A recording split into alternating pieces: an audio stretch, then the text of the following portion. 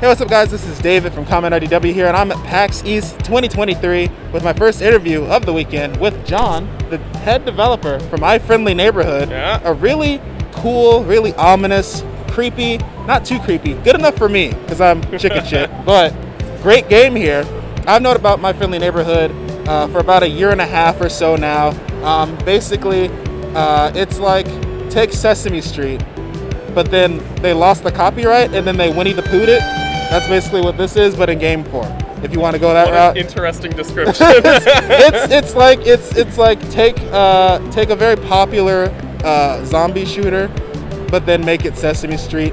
Put the Muppets in there. It's like very child-friendly characters, and you're not using actual guns, but they're also trying to kill you, but they want to be your friend. There's vibes going on here, John. Yeah, they, I think they're a little mistaken, They want to be friendly, but they just don't quite know how, Maybe they need a little bit of a guiding hand here and there. Mm-hmm. So, My Friendly Neighborhood, break down, what was the thought process of making a game in this type of, vibe, in this type of direction? Sure, I have a deep love of survival horror, one of my favorite genres, and so when I was kind of given an opportunity to pitch a game, that was the first genre that came to mind for me, and I was thinking about, what would I like to do personally, what would I like to see in the genre, and I was realizing that something that was a little bit more kid-friendly, something that younger people could approach, but also older people wouldn't be pushed away from, if you kind of know what I mean, would be exactly what I personally would want in the genre. Something that a parent would allow their kid to play, but the kid would still have nightmares, and the parent be like, why though? Yeah, definitely want to spook them out, right? But then at the end of the day, they leave feeling kind of with a warm fuzzy feeling, they get the experience of playing a game that is in the realm of a rated M for mature type of like you said, survival horror, item management type of thing. Mm-hmm. And they're getting their own type of story that they could more so relate to with characters that look familiar to ones that we all recognize. Yeah, and trying to build up some of that suspense and some of the creepiness factor without really relying on gore or anything like that. Just kind of and keeping it playful and fun the whole way around.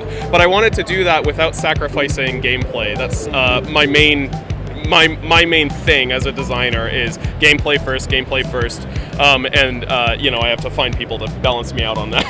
Definitely. So that's been the idea, is how can we make something appealing for kids, something that adults would want to play also, and not sacrifice the gameplay while doing it. Definitely. I'd say you've done a good job of that. Thank you. One the things that I've noticed in the demos that I've played so far, you're playing as Gordon, who is a janitor.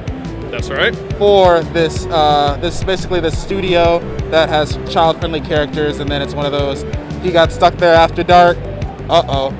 I won't say more on that. Yeah. You've got some right, and some might surprise you. Got the general gist of it, but yes, good vibes. There's that sock character. What was his name again? Ricky. Yeah. And it's immediately when he came out of that pipe in the first build of the demo, you're just like, who is this dude? Yeah. Who's this dude? And it's the banter and the voice acting is also really good. I think that also carries this game in a good way too, where the characters that you interact with in the halls, the characters that are more the showcase characters for certain areas, the boss characters maybe, I guess you could say.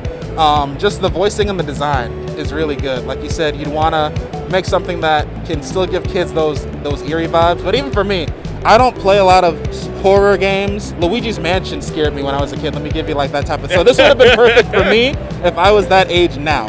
So this is that type of game I would have played. But even when I was playing the demo, I even jumped because it's I got a little jump scare because you hear the voices of the characters all over you because they're having their own little ominous monologues, and it kind of makes me think of splicers from BioShock. Yeah, how they're just minding their own business, and then if they see you, they're just gonna wanna touch you, just wanna kill you, do things like that. So it's really good. Also, the fact that he doesn't actually use guns in the game. He uses very creatively typewriter. He fights with words. Yeah, words is his weapon. Yeah. It's the backstory lore here is that some previous janitor had a bit of a tinkering thing going on where he kind of liked to take all the broken machines and see what he could make out of them. And these are some of the things that he left behind. A little gun that fires the alphabet with a Rolodexer. All things that are meant to not really be, shall we say, violent, but still it's a shooting game. You know, you gotta have some sort of projectile. And the shotgun has good shotgun. Good shotgun. Well, thank you. Yeah. Let me tell you, that's important to me.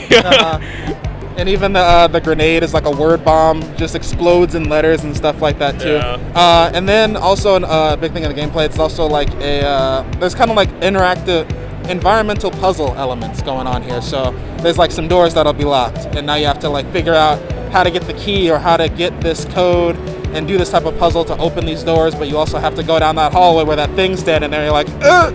So you managed to find about half of them, is that right? Yeah. So you hadn't found the orange square key yet, is that correct?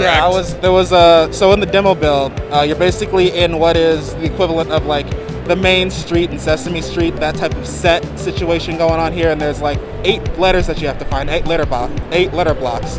I found half of them, and there was a door and a cash register that was like a square, and I didn't know where that was. Yeah. Couldn't find it. But even though I was lost, one thing I love about the game is even if you're just getting lost and turn around, you're still just like poking your head around in certain areas. You're just like still interacting with the world in a good way, and you're just like trying to like find all of the secrets. But also another cool element is the characters will respawn.